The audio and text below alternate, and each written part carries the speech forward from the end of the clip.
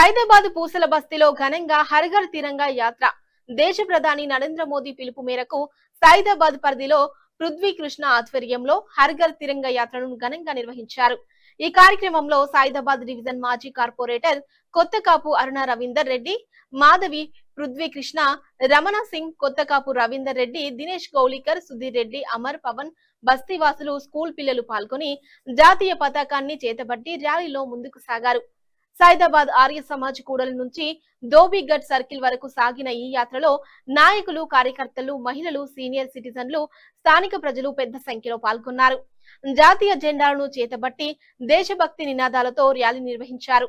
స్వతంత్రం సాధించి 80 సంవత్సరాలు పూర్తవుతున్న సందర్భంగా ఆగస్టు 15న ప్రతి ఇంటిపై జాతీయ పతాకాన్ని ఎగురవేయాలని కావేటి పృథ్వీ కృష్ణ పిలుపునిచ్చారు.